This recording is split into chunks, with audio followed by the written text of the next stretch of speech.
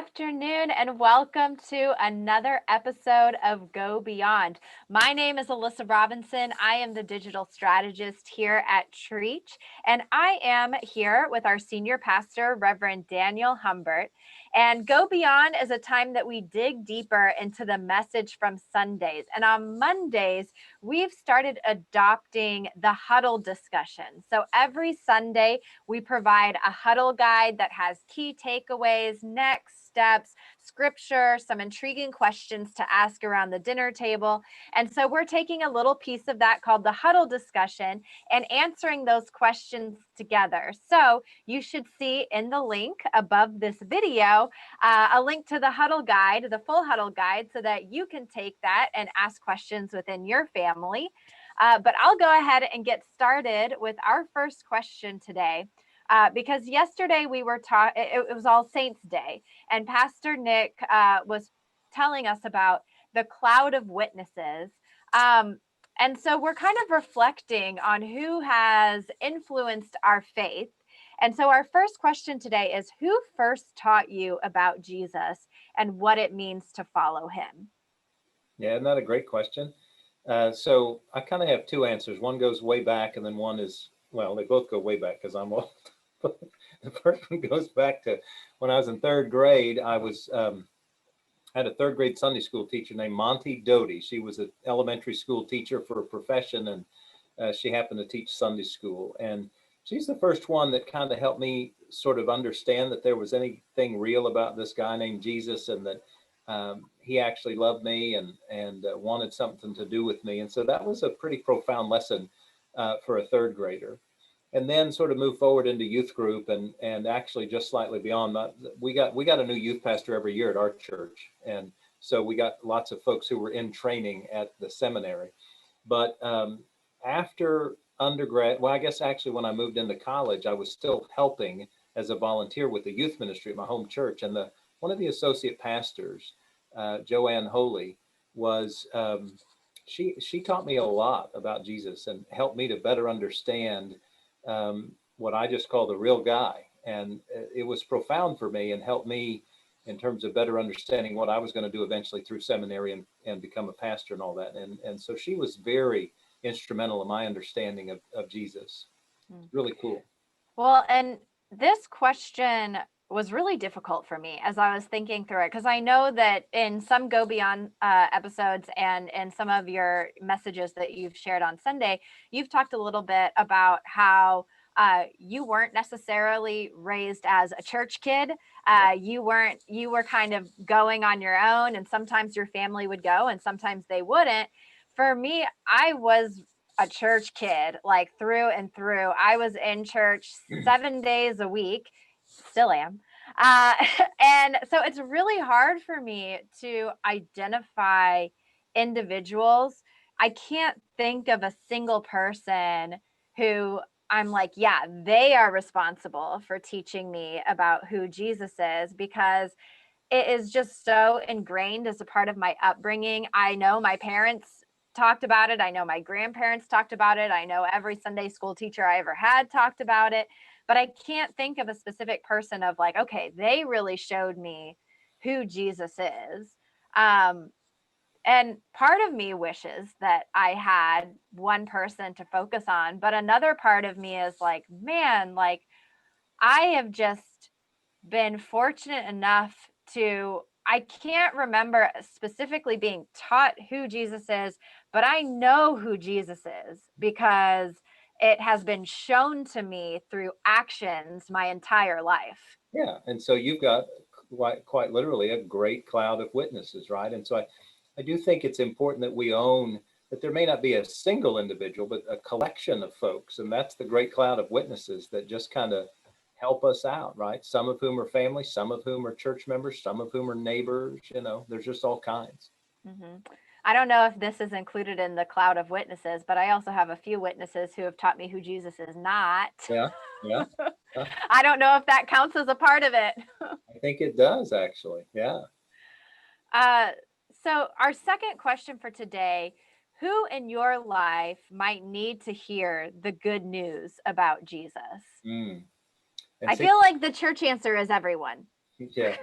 Yeah.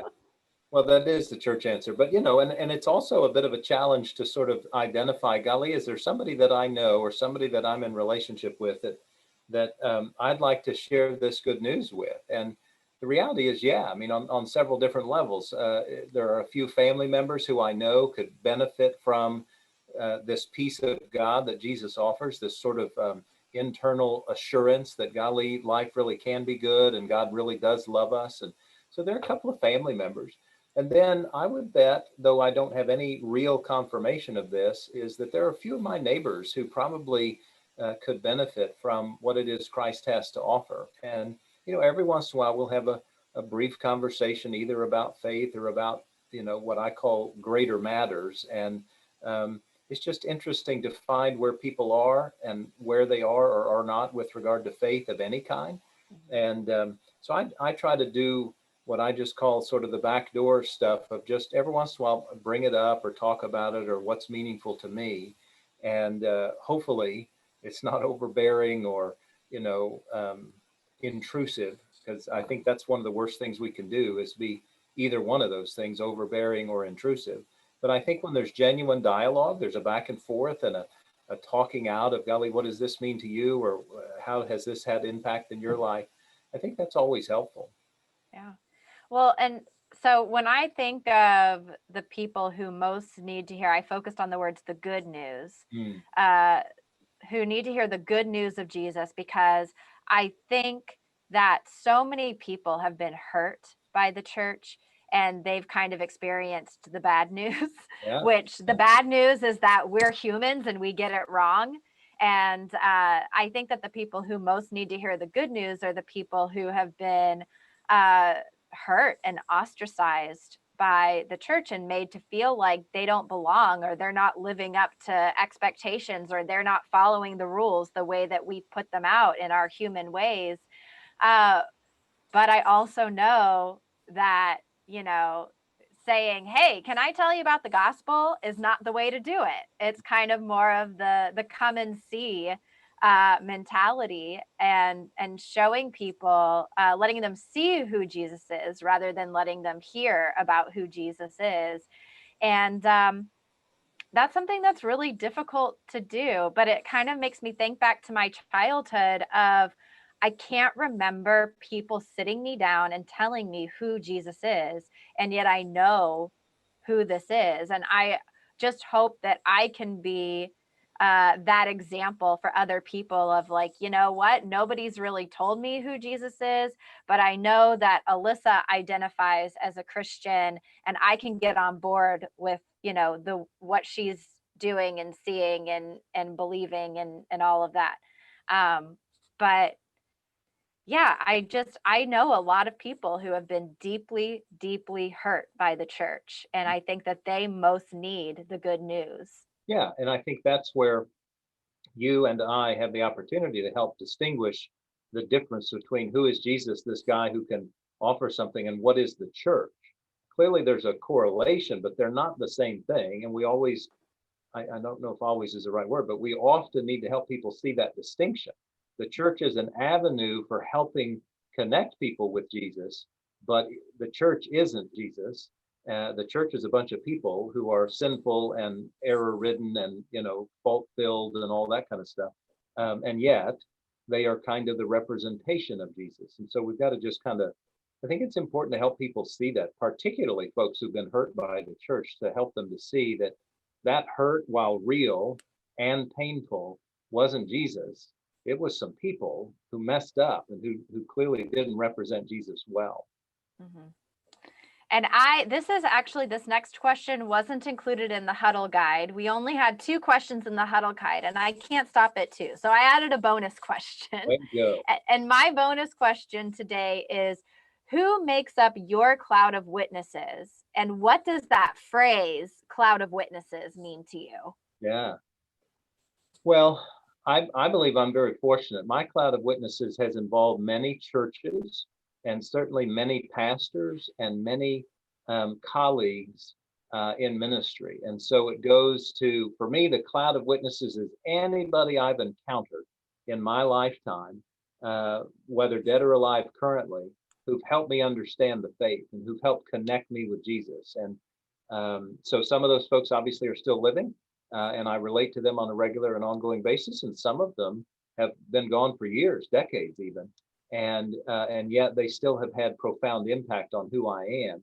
And obviously, the older I get, the longer those decades go. But it's strange sometimes to reflect back and think that in my particular case, for instance, golly, it's been I'm pushing 40 years outside of high school and 35 years outside of college, and that those decades, man, they just pass by so quickly. And I reflect back on somebody who's been dead, golly, 30 years, and I think, how could that possibly be? How could it possibly have passed so quickly? And because it still feels like I remember just yesterday being with them, or and so those clouds of witnesses are highly impactful. And sometimes I have, sort of intense thoughts and feelings about some of those relationships, and other times it's just in passing, and I don't give any real attention to it, and yet I know that it's there, and I know they've been there for me, and it's very uplifting and very powerful. I think that's why both Nick's message Sunday and the experience of the service, to be able to name people, whether online or in the room, was really quite powerful. When we were in the room, people verbalized it, and while we were online, people typed, and there's something very connective about that, right? Of typing those names and having that remembrance is really pretty cool. Mm. Yeah. And when I think of, my personal cloud of witnesses, I've been very fortunate that I have not experienced a lot of death in my immediate realm. So, I have one grandparent who passed before I was born. The rest of my grandparents are still alive. Wow. And so I haven't really had people who I felt so ingrained in part of my life who have passed on. And so that's not something that I have experienced personally, to feel that deep connection with somebody who has passed. And I don't know what that'll feel like when I get to that point. So when I think about, defining the cloud of witnesses, to me, it feels like some far off, I don't know, idea of, okay, there's this cloud of witnesses. I don't necessarily know who they are. And I know that there are people who have come before me who are connected to me, whether it be genealogically or in some other way. But it doesn't feel personal to me at this point in my life. So I know that someday it will. And we'll see what that feels like to me when it happens. Well, but my challenge to you is to recognize that you've got a cloud of witnesses who are alive and in your life now as well. The cloud of witnesses does not just have to be those who've passed on. Right. I believe it's also those in our lives now. And to me, that makes it more personal. All right. Well, that is about all the time that we have today.